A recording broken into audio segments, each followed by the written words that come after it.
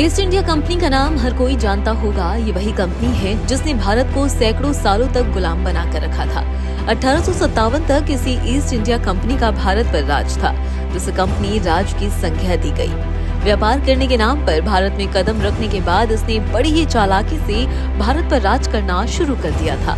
लेकिन आपको जानकर खुशी होगी कि सदियों तक हिंदुस्तान को गुलाम बनाकर रखने वाली इस कंपनी पर अब एक भारतीय राज कर रहा है।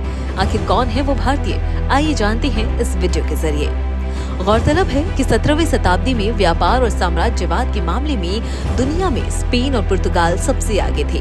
बाद में धीरे धीरे ब्रिटेन और फ्रांस की इस फहरिस्त में एंट्री हो गई। इन देशों ने तेजी के साथ अपना दबदबा बना लिया। पुर्तगाली नाविक वास्को डी गामा जब भारत आया तो वहां से वापस लौटते समय जहाज में भारतीय मसालों को साथ लेकर गया, जिसे यूरोप में बेचकर उसने काफी पैसा कमाया।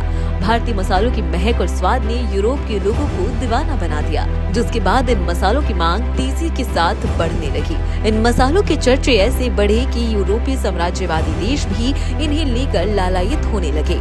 ब्रिटेन की साम्राज्यवाद और उपनिवेशीकरण को बढ़ावा देने के वास्ते ईस्ट इंडिया कंपनी की शुरुआत की थी। ईस्ट इंडिया कंपनी ने ब्रिटेन के साम्राज्यवाद को बढ़ाने में अहम रोल निभाया। ईस्ट इंडिया कंपनी की स्थापना भले ही व्यापार के लिए किया गया था, लेकिन इस कंपनी में ब्रिटिश शासन के तमाम अधिकारी भी शामिल थे। इस कंपनी को युद्ध करने के लिए विशेष अधिकार भी दिए गए, जिसके लिए इसने एक ताकतवर सेना भी बनाई थी। कंपनी को भारत में स्थापित करने के लिए सर थॉमस रो ने तत्कालीन मुगल बादशाह से व्यापार का अधिकार प्राप्त किया, जिसके बाद कंपनी ने अपने कारोबार की शुरुआत कोलकाता से की। इसके बाद इसने चेन्नई से लेकर मुंबई तक अपना कारोबार फैला दिया। कंपनी ने अपनी पहली फैक्ट्री 1613 में सूरत में स्थापित की। 1764 में हुए बक्सर के युद्ध ने ईस्ट इंडिया कंपनी के लिए निर्णायक साबित हुआ। कंपनी ने इसके बाद धीरे धीरे पूरे भारत पर अपना अधिकार जमा लिया और उसके बाद सदियों तक देश को गुलामी की जंजीरों में जकड़ कर रखा।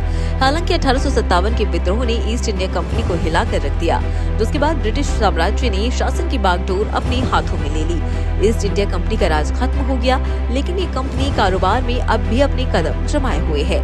हालांकि समय का पहिया ऐसा घूमा कि जिस कंपनी ने कभी भारत पर राज किया, अब उसी ईस्ट इंडिया कंपनी पर एक भारतीय राज कर रहा है।